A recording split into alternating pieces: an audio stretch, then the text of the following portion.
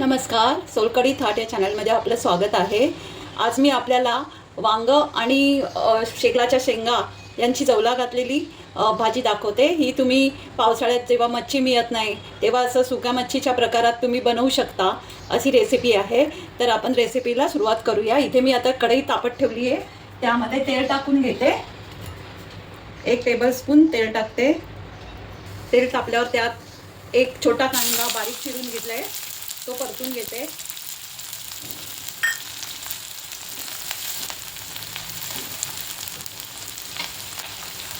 त्यात 1 चमचा आलं लसूण पेस्ट टाकते।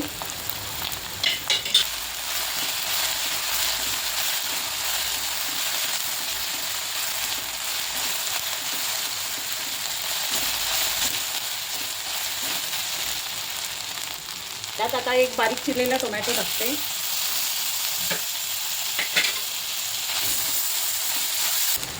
कांदा टोमॅटो चांगला परतून झाल्यावर त्यात मी पावडर मसाले टाकते।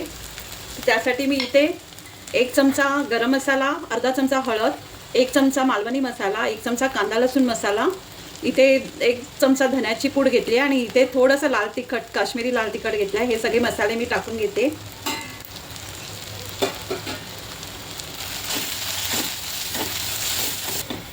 आता मी इथे 2 चमचे 2 टेबलस्पून मालवणी वाटप, जे सुकं खोबरं, कांदा, आलं आणि लसूण यांचं बनलेलं आहे, तर ते मी टाकते।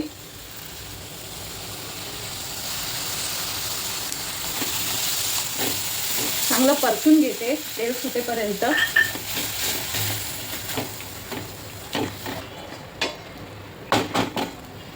ह्याच्यावर थोडं वेळ झाकण ठेवून तेल रिलीज होईपर्यंत मी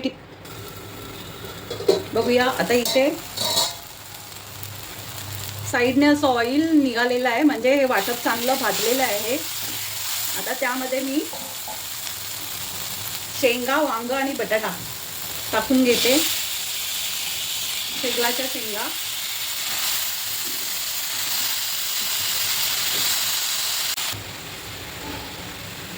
यात थोडं गरम पाणी टाकते, म्हणजे ते लवकर शिजेल।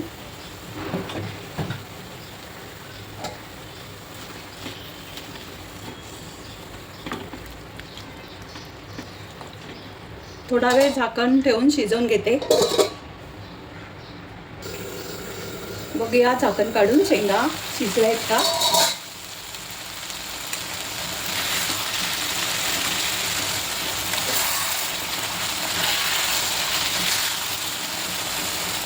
शेंग शिजली की नाही ते बघण्यासाठी ती दाबून बघायचं, अजून थोडी शिजायला पाहिजे। तर अशा वेळेला आपण त्यामध्ये थोडं गरम पाणी ॲड करायचं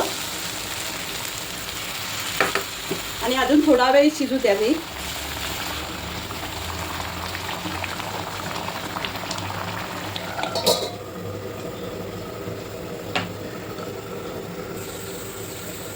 झाकण काढून बघूया।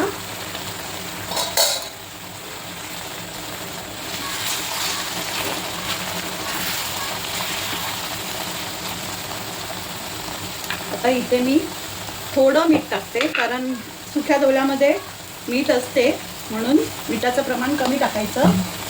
आणि आता इथे मी जो सुका जवला मिळतो बाजारात, तो मी भाजून धुतला आणि आता मी यात ॲड करते।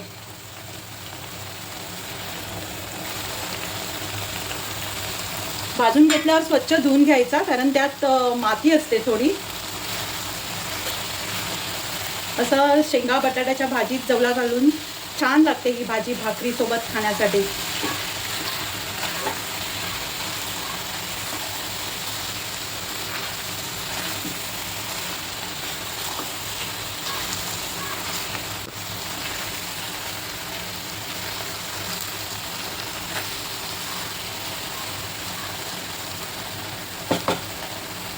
दोन मिनिटं झाकण ठेवते।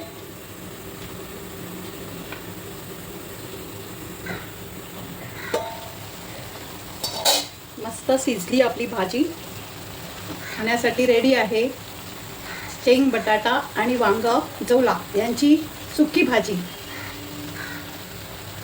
त्यावरती आता मी कोथिंबीर शिवरून घेते। गॅस बंद करते। तर अशा प्रकारे आपली शेंगा, वांगं, बटाटा आणि जवला, सुका जवला यांची मिक्स भाजी खाण्यासाठी रेडी आहे. ही तुम्ही कशासोबतही खाऊ शकता, चपाती, भाकरी, भात. इतकी सुंदर लागते ना, तुम्हीही करून बघा अशा प्रकारे. आणि तुम्हाला आवडली तर मला कमेंटमध्ये प्लीज आपला अभिप्राय कळवा. आणि माझ्या रेसिपी तुम्हाला आवडत असतील तर चॅनलला लाईक करा, सबस्क्राईब करा. थँक्यू.